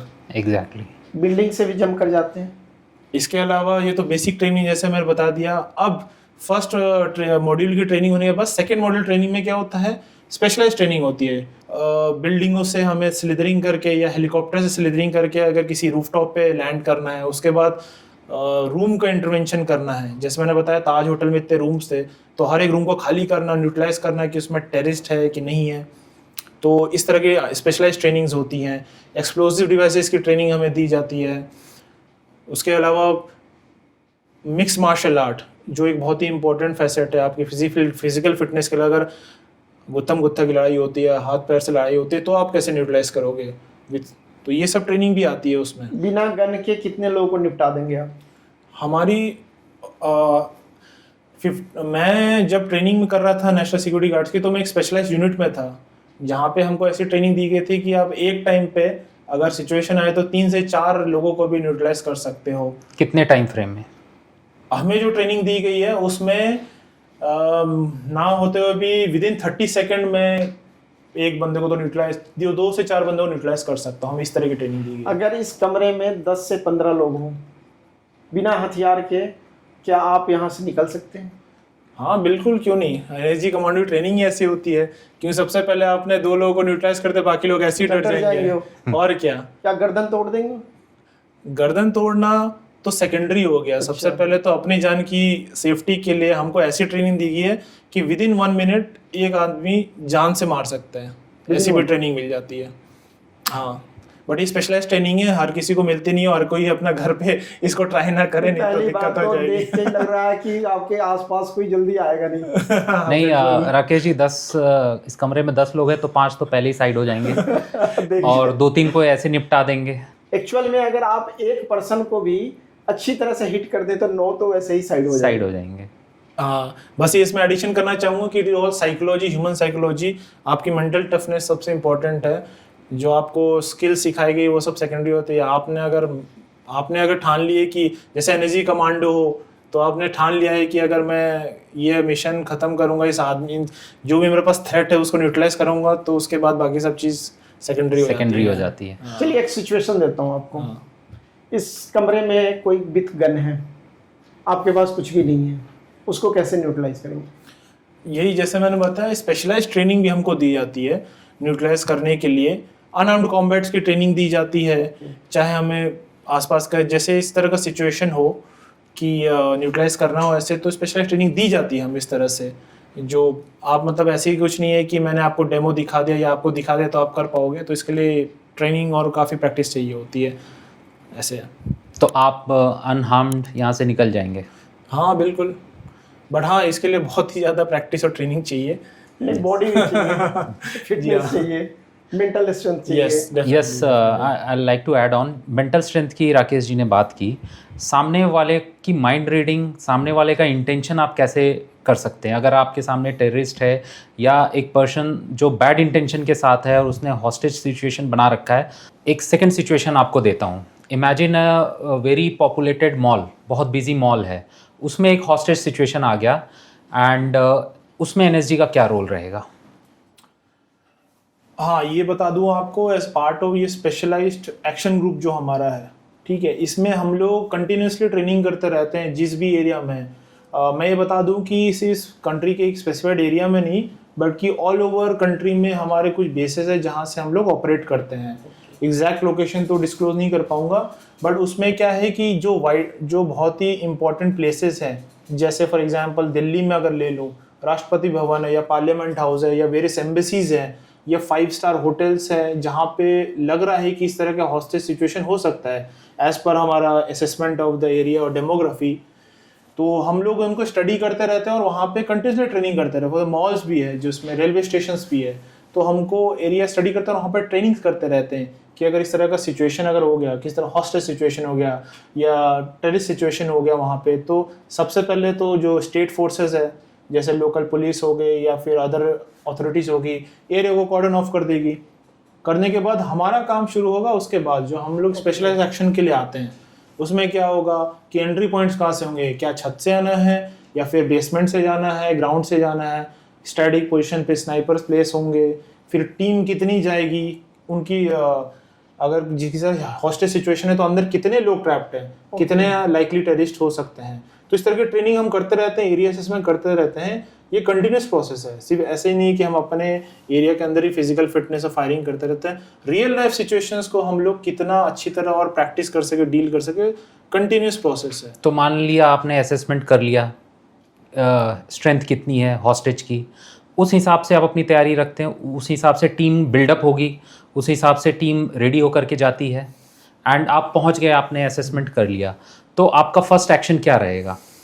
सबसे पहले ऐसे हुई, अगर एग्जांपल दो, जो ताज में अटैक हुआ था 2008 में, तो वहाँ पे मैंने बोला कि ऑलमोस्ट मोर देन 600 रूम्स थे। अब टेररिस्ट किस जगह पे छुपे हैं और हॉस्टेज कितने जगह पे पता नहीं है, तो क्या रूफ का एंट्री कराना सही रहेगा? क्यों सही रहेगा कि ऊपर से अगर टॉप डाउन से हम लोग क्लियर करते आए और नीचे से भी फोर्स जाए, ग्राउंड से भी जाए, जैसे आपने मतलब मूवीज़ या डॉक्यूमेंट्रीज़ या फिर उसके अंदर पढ़ा भी होगा। तो हमने इस तरह से असेसमेंट करते हैं कि वहाँ पे अंदर कितने लोग हैं, सिविलियंस कितने हैं, और जो लाइकली टेररिस्ट की क्वांटिटी, मतलब कितने नंबर ऑफ टेररिस्ट हैं या फिर हाईजैकर्स हैं वहाँ पे, आर्म्स एमुनेशन भी उनके पास कितना उनके है पास लाइकली वेपन्स क्या क्या हैं। ओके। तो हमको उस हिसाब से तैयारी लेके अपने टीम की स्ट्रेंथ रखनी होती है। अराउंड मतलब हमारे टीम में 50 से 60 लोग भी हो सकते हैं, 100 लोग भी हो सकते हैं, क्या तो डिपेंड करता है। एनएसजी कमांडो कभी फेल होता है? जी, बिल्कुल नहीं। जैसे मैंने बताया कि हमारी नेशनल सिक्योरिटी गार्ड्स वर्ल्ड की ऑलमोस्ट बेस्ट प्रोफेशनल फोर्सेस में से एक है। तो अगर उनको कोई भी टास्क दिया है वो कभी फेल नहीं होते कहीं पे भी।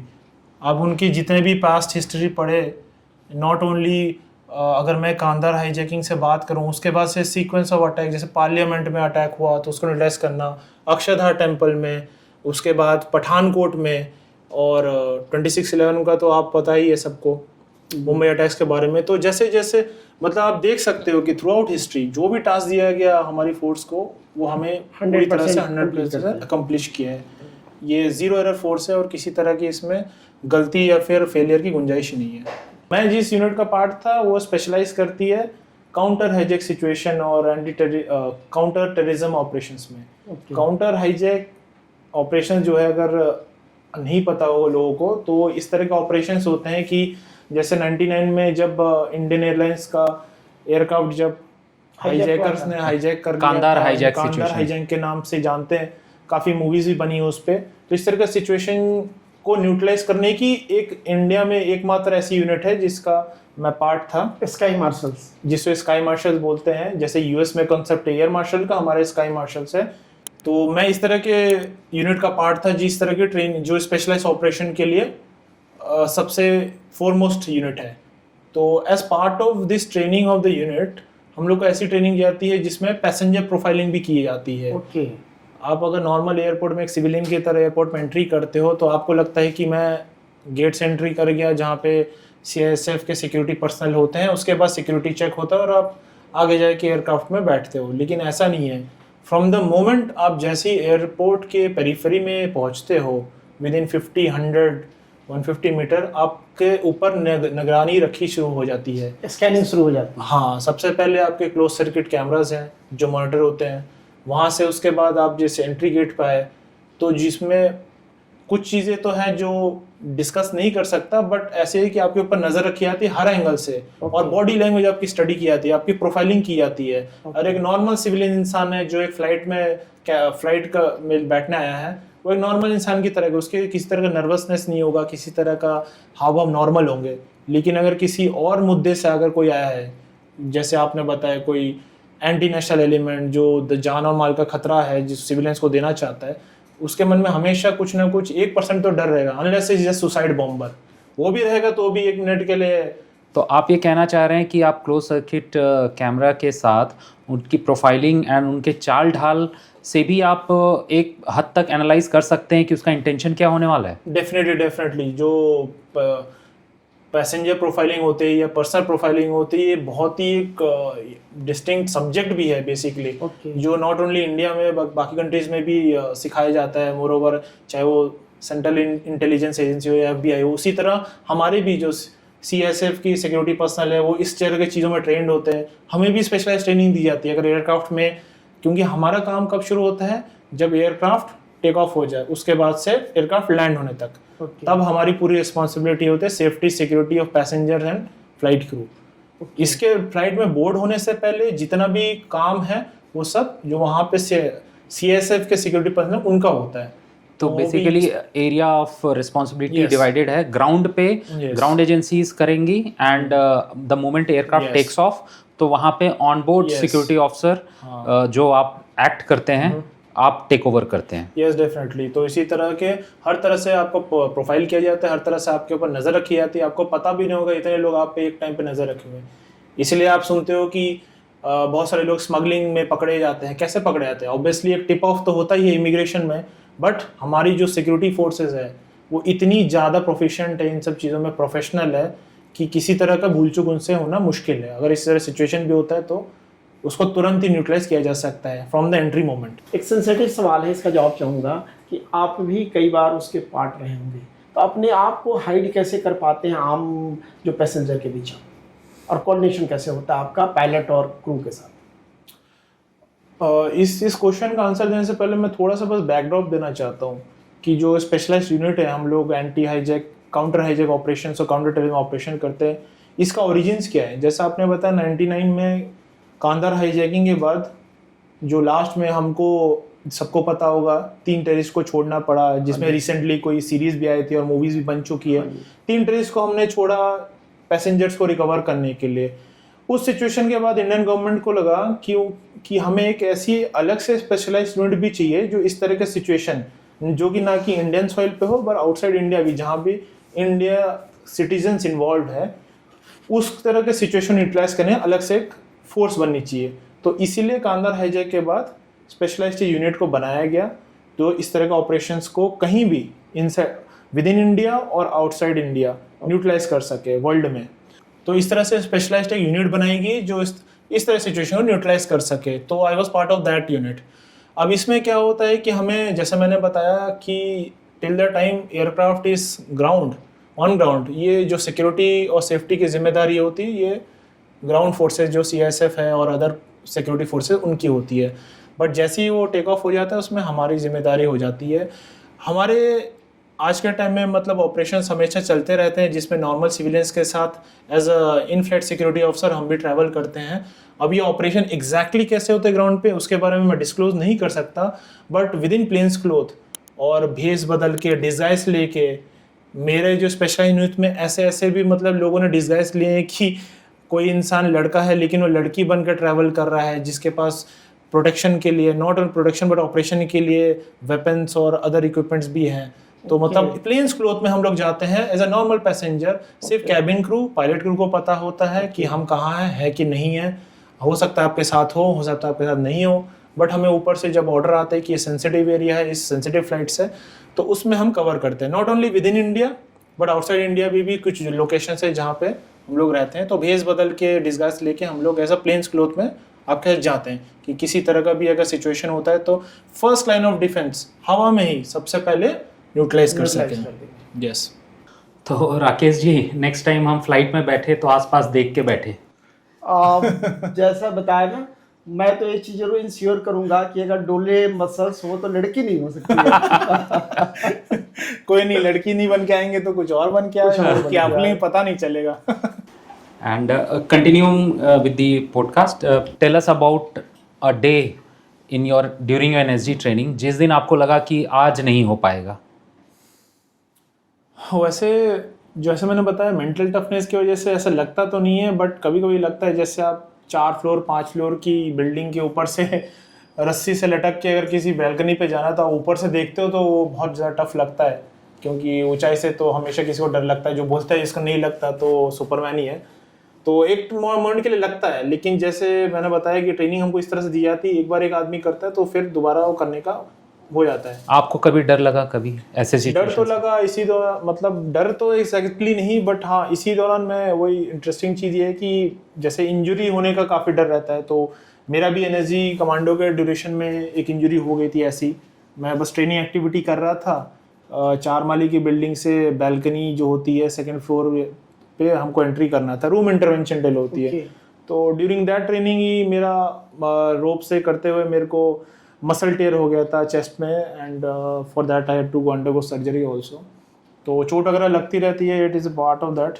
ट्रेनिंग कंप्लीट आपने कर लिया उसके बाद? बट हाँ, ट्रेनिंग के टाइम पे करना ही पड़ता, कोई ऑप्शन नहीं है आपको। हाँ चाहिए ज़्यादा चोट लगी तो रेस्ट मिल जाएगा, बट या you have to do it. खाने की हैबिट क्या है? खाना जो है वहाँ पे ऑलमोस्ट मतलब जो चाहिए होता है वैसा ही है, बट हमारी उसमें भी कुछ ट्रेनिंग होती है जो मैं सर्वाइवल ट्रेनिंग बोलते हैं। तो आपको भूखा रखा जाता है और आपको राशन दिया जाता है एक दिन का, जैसे कच्चा चावल या फिर कच्ची दाल दे दी जाएगी जो आपको बना के खाना है। सर्वाइवल ट्रेनिंग बोलते हैं, जंगल ट्रेनिंग या जंगल ट्रेनिंग, सर्वाइवल ट्रेनिंग ऐसे बोलते हैं। बट जनरली न्यूट्रिशन वाइज खाना वाना अच्छा ही है। मतलब क्या भूखा भी रखा जाता है? भूखा रखा जाता है, वही तो मैंने बोला, खाना आपको दिया नहीं जाएगा, एक दिन पूरा खाना नहीं देते हैं और आपको राशन दे देते हैं कि आप अपने हिसाब से बनाओ। गुस्सा नहीं आता? आता तो है, गुस्सा आता है, but it is part of the training, the process of building you mentally and physically. तो इट इज़ वेरी इंपॉर्टेंट, क्योंकि अगर लाइव ऑपरेशन चल रहा है, जैसे मुंबई का ऑपरेशन 2 दिन 3 दिन चल रहा है, तो आपको टाइम थोड़ी मिलेगा कि आप जाके खाना खा के आओ। आप ऑपरेशन में हो तो you have to continue with that operation, आप ब्रेक नहीं ले सकते। तो that is why it is important. तो एनएसजी की ट्रेनिंग तो आपने ट्रेनिंग कर ली, लाइव आप मॉक ड्रिल करते हैं, लाइव मॉक ड्रिल आपके ट्रेनिंग सेंटर्स में भी हो जाते हैं, बट कभी एक्चुअल सिचुएशन में आपने ड्रिल किया है बिन बताए, बिना कोऑर्डिनेटेड, एनीवेयर ड्रिल? हाँ, किया है as part of national security guards and specialised unit जो काउंटर हाईजैक ऑपरेशंस करती है। हमारा क्लोज लाइजन था विद एयर इंडिया, एंड जो हमें ऐसे डमी एयरक्राफ्ट देते थे, not dummy aircraft but it was live aircraft जो अंडर मेंटेनेंस सर्विस में है। तो वहाँ पे लाइव ऐसे मॉक ड्रिल्स करते थे कि हॉस्टेज सिचुएशन हो जाए तो मल्टीपल एंट्री रूट से कैसे अंदर घुसेंगे, कॉकपिट में अगर हाईजैकर है तो उसको कैसे न्यूट्रलाइज करेंगे, या कहीं और छुपाए तो कैसे करेंगे, कुछ एक्सप्लोसिव उसने लगाया तो स्निफर डॉग से कैसे उसको तलाश करके न्यूट्रलाइज करेंगे। तो हमारे पास कुछ स्पेशलाइज्ड इक्विपमेंट है, स्पेशल व्हीकल्स है ऐसे, तो इस तरह से हम लोग यूज़ करते थे और बिना बताए ट्रेनिंग हम करते थे। जैसे मैंने बोला as part of that specialised unit हम लोग वेरियस एम्बेसीज वगैरह है जैसे जाके बिना बताए, या कुछ ऐसी जगह पर ट्रेनिंग भी किया है जहाँ पे लाइव हॉस्टेज सिचुएशन हमने पोर्ट्रे किया है। नॉट ओनली एक ही जगह पे, अक्रॉस कंट्री हम लोग की ट्रेनिंग होती रहती है हर जगह। एयरक्राफ्ट के अंदर इंटर कैसे करते हैं? हाँ, इंटरेस्टिंग क्वेश्चन है। इसमें से कुछ तो ट्रेड सीक्रेट्स हैं ऑपरेशनली जो बता नहीं पाऊंगा, बट आप जैसे नॉर्मल पैसेंजर जिस दरवाजे से एंटर करता है, हमारी फोर्स भी उसी दरवाजे से एंटर करती है। 4 एंट्री एग्जिट पॉइंट होता है अगर छोटा एयरक्राफ्ट है, और अगर इमरजेंसी एग्जिट भी ले लें तो और 2 एक्स्ट्रा ऐड कर लो। ये तो मैंने नॉर्मल एंट्री प्रोसीजर बताया, लेकिन वर्स्ट के सिनेरियो अगर वो सब भी फेल है तब तो कहीं से भी घुस सकते हैं, चाहे उसमें एक्सप्लोसिव लगा के ब्लास्ट करके जाना हो या कुछ भी जाना हो। बट हाँ, इसके लिए मतलब वो जहाज़ जो है, प्लेन है, ग्राउंडेड रहना चाहिए, बस इससे यही है। पब्लिक सेफ्टी को कैसे देखेंगे? पब्लिक सेफ्टी हमारी जो ज़ीरो एरर फोर्स है वो तो है ही उनका मेन मुद्दा कि प्रोटेक्शन ऑफ सिविलियन लाइफ। हर हालत में सिविलियन लाइफ को सलामत रखना है और टेररिस्ट को न्यूट्रलाइज करना है, तो उनको तो मेन हमारा ऑब्जेक्टिव ही रहता है कि उनको सेफ्टी और सिक्योरिटी। क्या एयरक्राफ्ट के नीचे कोई गुप्त दरवाजा भी होता है जो केवल आप लोगों को पता हो? Again very confidential question, but हाँ, जैसे मैंने बोला नॉर्मल एंट्री एग्जिट के लिए जैसे मैंने बोला 4 आगे पीछे दरवाजे तो हो ही गए, 2 एंट्री एग्जिट इमरजेंसी के हो गए, तो एयर होस्टेस बता देती है। इसके अलावा भी बहुत सारे एंट्री एग्जिट पॉइंट होते हैं जो मैं अभी बता नहीं सकता क्योंकि हमारा लाइव ऑपरेशन अभी भी ऑनगोइंग है। I am not part of that force but is ongoing, so yeah there are multiple entry exit points in aircraft. आपका एक stint north east sector of India, to be specific Arunachal Pradesh में भी रहा है। How tough was that posting? Very very tough, मतलब in as compare to other places, मतलब every tenure had different challenge, चाहे वो isolated in the plains of Punjab हो या फिर माउंटेनस टेरेन जम्मू का हो या राजस्थान सेक्टर हो, लेकिन यहाँ पे मतलब you are fighting against the nature. Why is that? क्योंकि वहाँ पे इतनी ज़्यादा स्नोफॉल होती है from almost more than half, मतलब 6 मंथ से ज़्यादा, कि आप सस्टेन नहीं कर सकते। 6 फीट क्या टेम्परेचर रहता है वहाँ पे? Temperature ranges from -40 to 10 degree, -40 से लेकर 10 डिग्री बीच में टेम्परेचर है थ्रू आउट ईयर। ओके, इतना ठंड पड़ती है कि पानी रात में जम जाता है ऊपर से। तो आपको वहाँ की ऐसी क्या ज़रूरत रहेगी कि वहाँ आर्मी को पोजीशन करना पड़ा? इसलिए ज़रूरत पड़ा क्योंकि हमारे साथ जो बाउंड्री है इंटरनेशनल, वहाँ पे एक्चुअली में जैसे मैंने बताया था पहले, लाइन ऑफ कंट्रोल का कॉन्सेप्ट, वहाँ पे लाइन ऑफ एक्चुअल कंट्रोल का कॉन्सेप्ट है। ये क्या है? इसमें भी similar to line of control है। यहाँ पे प्री डिफाइंड बाउंड्रीज है जो मतलब आपस में एग्रीमेंट के, ये मेरा बाउंड्री, इंटरनेशनल बॉर्डर नहीं है। Yes, but there is no fencing, no perimeter like international boundary की तरह। तो वहाँ पे हमारी जो बाउंड्री शेयर होती है तिब्बत के साथ, we are basically not sharing our boundary with China, but Tibet के साथ हम बाउंड्री शेयर कर रहे हैं। तो that is why it is very sensitive area, because as you know बहुत काफ़ी टाइम से चाइना ने वहाँ पे इलीगली ऑक्यूपाई कर रखा है तिब्बत में, अपनी मोनोपोली वहाँ पे करने की कोशिश करा, और धीरे धीरे parts of Arunachal Pradesh north east sector में भी काफ़ी जगह पे वो अपना एस्टेब्लिशमेंट करना चाहता है बेसिकली, लोकलाइट्स को ब्रेन वॉश करके, जो सिविलियंस को ब्रेन वॉश करके, and they want to illegally occupy that area. So that is why वहाँ पे हमारी फोर्स रहना बहुत ज़्यादा ज़रूरी है to maintain our territorial integrity. Major Gaurav, people's liberation army जो चाइना की है, उससे कभी आमने सामने इनकाउंटर हुआ आपका? हाँ, बिल्कुल हुआ है। हमारे during my time in Arunachal Pradesh हमारी ऐसी इंटरेक्शंस या फेस ऑफ पेट्रोल्स होते थे विद पीपल लिबरेशन आर्मी, जो चाइनीज़ आर्मी है, लैंड आर्मी। जैसे मैंने बोला, हमारी जैसे वहाँ पे बाउंड्रीज है तो हम लोग वहाँ पे रहते हैं, तो इसी तरह चाइनीज़ आर्मी भी वहाँ पे वेरियस पोस्ट है वहाँ पे रहती है, और उनके साथ टाइम टाइम पे इंटरेक्शन होता रहता था। मेरा भी फेस ऑफ हुआ उनके साथ काफ़ी बार। क्योंकि चाइना से हमारी एक ट्रीटी है कि हम वेपन से डायरेक्ट 1-to-1 वार नहीं करेंगे, जो भी एक्चुअल लाइन ऑफ कंट्रोल है या इंटरनेशनल बॉर्डर है। तो आपको देख के तो 4 फुटे वैसे भी डर जाते होंगे, और आपने अगर दबोच लिया तो 2-4 को तो एक ही बार में खलास कर देंगे। एग्जैक्टली ये वहाँ पे बहुत ही इंपॉर्टेंट फैसेट है। ये आपने अच्छा, मतलब ये जो क्वेश्चन मेरे से पूछा या फिर जो पॉइंट लाया, वहाँ पे बेसिकली जो चाइनीज़ ट्रूप्स है वो they are very scared of tall people, specially जो खालसे होते हैं हमारे सरदार, जो हमारी रेजिमेंट्स में, इंडियन आर्मी के रेजिमेंट में सरदार हैं, जहाँ पे सिख रेजिमेंट या सिख लाइट इन्फेंट्री रेजिमेंट या Punjab regiment, they are very scared, क्योंकि उनका जो टॉल स्टैचर, उनकी पर्सनैलिटी, हाइट देख के they are very scared. So obviously वो मेरी टॉल हाइट है तो मेरे को देख के भी they kind of feel intimidated, तो होता है वहाँ पे। अभी 1-2 को दबोचा आपने? वैसे मौका तो काफ़ी मिला, बट एज आई टोल्ड कि वहाँ पे डिप्लोमेटिकली डील करना पड़ता है, रूल्स ऑफ एंगेजमेंट वहाँ पे डिफरेंट है। वहाँ पे यूज़ ऑफ लीथल वेपन्स या वेरी स्ट्रिक्ट वायलेंट बिहेवियर हम नहीं कर सकते, क्योंकि करंट सिनेरियो में चाहे वो डोकलाम का इशू हो, गलवान का इशू हो, तो we have to maintain a neutrality. But हाँ, अगर किसी तरह मौका मिला तो ऐसा फेस ऑफ हुआ भी है काफ़ी बार। हमारे एरिया में नहीं हुआ, बट काफ़ी वैसे एरिया में होता, तो वहाँ पे काफ़ी किया है घमासान उन्होंने। आप लोग बात कर रहे तो मैं इमेजिन कर रहा हूँ कि एक साइड मेजर गौरव खड़े हैं और एक साइड चाइनीज सोल्जर कोई खड़ा है। वो सीन देख के मुझे बड़ा फनी लग रहा है, कैसा अपीयर करता हो होगा। सकता है, बता नहीं रहे हो, लेकिन इन्होंने 2-4 को तो लपेटा ही होगा। बिल्कुल बिल्कुल। मेजर गौरव, एक और सवाल। हाई एल्टीट्यूड, अलग अलग जगह, फैमिली से दूर रहना, परिवार का आपका सपोर्ट, सहयोग कैसा रहा आपके पूरे इस एनएसजी कमांडो आर्मी ऑफिसर्स के जो टेन्योर में, लाइफ में? फैमिली का बहुत इंपॉर्टेंट सपोर्ट रहता है, क्योंकि एक फैमिली है जो आपको मोटिवेट करती रहती है। आप मेंटली तो टफ हो सकते हो, लेकिन जब तक आपके पास कोई मोटिवेटिंग फैक्टर नहीं होगा, जैसे बोलते हैं ना कि मैं ये चीज़ क्यों कर रहा हूँ, किसी भी चीज़ को करने के लिए, चाहे वो कोई इंसान हो या कोई बड़ी कंपनी हो, वो चीज़ क्यों कर रही है, जब तक उसका आंसर नहीं मिलता तब तक वो चीज़ में सक्सेस नहीं हो सकती। मैं क्यों कर रहा हूँ, पीछे एक रीज़न है, मैं अपनी फैमिली को सपोर्ट कर रहा हूँ, अपने देश के लिए काम कर रहा हूँ, ये बहुत इंपॉर्टेंट फैक्टर है। तो फैमिली का बहुत ही ज़्यादा सपोर्ट रहता है, चाहे वो पेरेंट्स रहे, आपके सिबलिंग्स रहे, आपके वाइफ रहे, उनका बहुत ही ज़्यादा इमेंस सपोर्ट है। तो आप मॉरली अपलिफ्ट करना और आपको मोटिवेट करते रहना, काफ़ी इंपॉर्टेंट सपोर्ट रहता है उनका।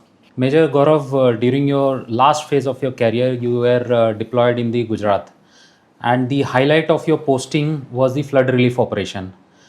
आप हमारे ऑडियंस को बताएं how different it was fighting an enemy versus doing humanitarian assistance. यहाँ का मैं थोड़ा सा बैकग्राउंड दूंगा गुजरात का।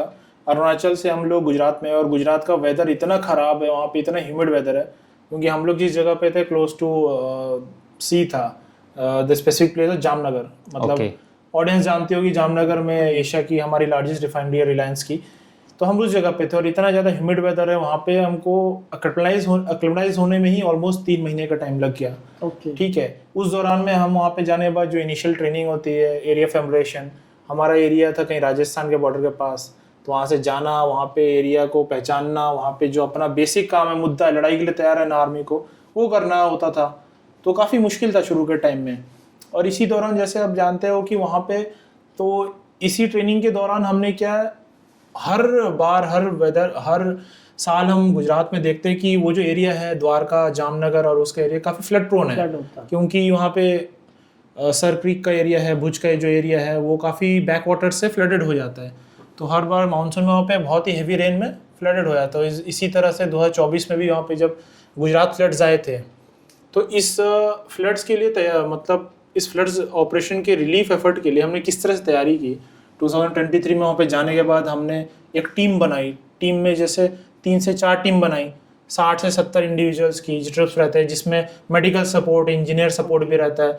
फिर सिविलियन अथॉरिटीज़ के साथ भी NDRF की टीम, सिविलियन अथॉरिटीज़ जो टीम होती है, लोकल पुलिस, फायर स्टेशंस, उनके साथ मेल मिलाप करके एक plan banana, it took a very longer time, मतलब वेरी मच एफर्ट। 3 से 4 महीने का एफर्ट लगा उसको सब कुछ बनाने में और ड्रिल्स को प्रैक्टिस करने में, क्योंकि हम लोग इस तरह के सिचुएशन से यूज टू नहीं थे, क्योंकि अरुणाचल में हमारा अलग काम था, गुजरात में अलग काम था। तो वहाँ पे आने के बाद हमको इस तरह का ट्रेनिंग करना है टीम बनाने के बाद, और हम कैसे काम करेंगे इस तरह सिचुएशन होगा और मौका मिला तो हमें ये मौका मिला जब वहाँ पे हमको अगस्त 2024 में ये दोबारा से फ्लड हुआ था लास्ट ईयर। तो उस टाइम में जैसे नेशनल इमरजेंसी के टाइम पे हमें रिक्वेस्ट किया गया, क्योंकि ऑलमोस्ट हम अहमदाबाद से लेके द्वारका के बीच में कोई आर्मी की स्टैब्लिशमेंट नहीं है। तो हम लोग थे खाली जामनगर में और उसके बाद भुज में, तो हमारे ऊपर ही ये रिस्पॉन्सिबिलिटी आए थे। और हम जब वहाँ पहुँचे थे तो ऑलमोस्ट 6 से 7 महीने हमारे हो गए थे, तो हमारे ऊपर ही होल एंड सोल रिस्पॉन्सिबिलिटी थी।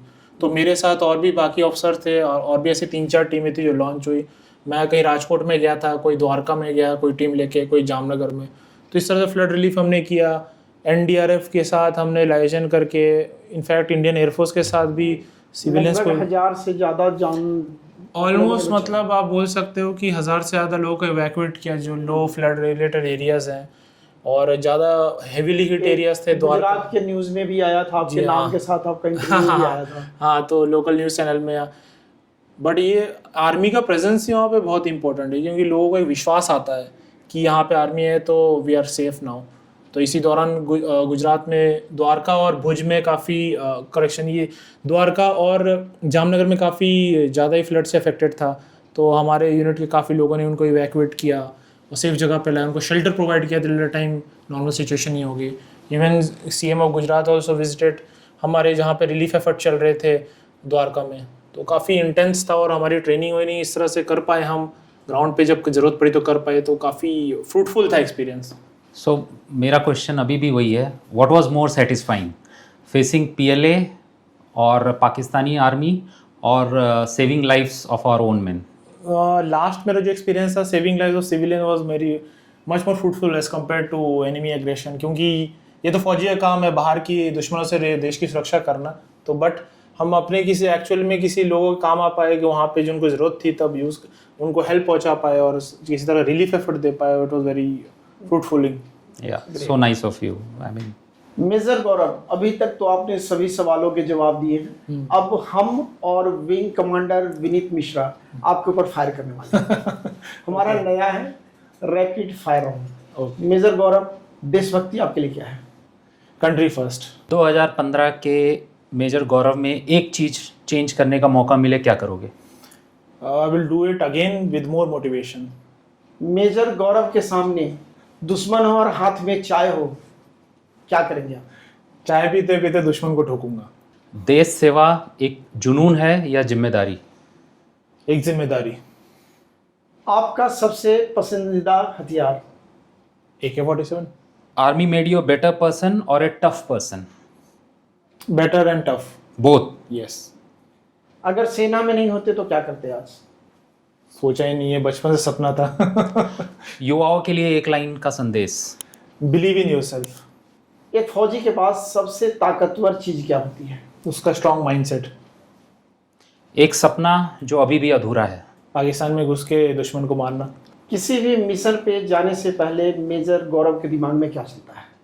मिशन को हर हाल में एकम्प्लिश करना। चेंज ऑफ माइंडसेट जब आप आर्मी यूनिट में रहते हैं और जब फ्रेंड्स के साथ रहते हैं? Discipline, punctuality. किसी मिशन पे या फील्ड में जो सबसे टफ खाना खाना पड़ा हो आपको? सांप के पकौड़े। मेजर गौरव, बहुत धन्यवाद आपका बेबाकी से सभी सवालों का जवाब देने के लिए, पूरी ईमानदारी से और हमारे पॉडकास्ट में आने के लिए। Thank you very much. Thank you. तो मैं आपको ये बोलना चाहूँगा कि आपने मेरे को ये मौका दिया यहाँ पे आके अपनी जर्नी शेयर करने का, एक्सपीरियंसेस शेयर करने का। हो सकता है मेरी जर्नी को देख के या फिर मेरे बारे में सुन के आज का यूथ मोटिवेट हो या फिर लोग मोटिवेट हो जाए तो मेरे लिए बहुत बड़ी बात होगी। Thank you very much. Wing commander Vineet Mishra sir, आपका बहुत स्वागत, अभिनंदन, धन्यवाद। आपकी एक सोच थी कि हम एक पैनल लेके आए जिसमें आर्मी एयरफोर्स का एक कंबाइंड वर्किंग इफोर्ट्स दिखे और साथ ही साथ जो NSG कमांडो के बारे में जानकारी लोगों तक पहुँचे। तो आपके इस प्रयास के लिए, साथ जुड़ने के लिए बहुत धन्यवाद आपका। थैंक यू राकेश जी। और मैं तो आपके चैनल के माध्यम से एक वैरायटी लाने की कोशिश कर रहा हूँ एंड इट फील्स गुड कि हमारे आज के गेस्ट और चैनल के owner has agreed to the concept. तो दोस्तों, ये थी एक असाधारण बातचीत। बंदूक से लेके सेवा तक, सियाचिन से लेके नॉर्थ ईस्ट तक, पंजाब से लेके गुजरात तक, मेजर गौरव की दास्तान। लेकिन ये कहानी अभी भी अधूरी है। आपके मन में बहुत सारे सवाल होंगे जिसका जवाब मेजर गौरव ही दे सकते हैं। हम कोशिश करेंगे कि अगली सीरीज़ में मेजर गौरव को फिर बुलाएं, आपके सवालों के जवाब दें। तो आप हमारे कमेंट सेक्शन में आपके मन में जो भी सवाल हो, जानकारी चाहते हैं, ज़रूर लिखें और हमारे चैनल को लाइक करें, सब्सक्राइब करें, शेयर करें और इसी तरह प्यार बना के रखें।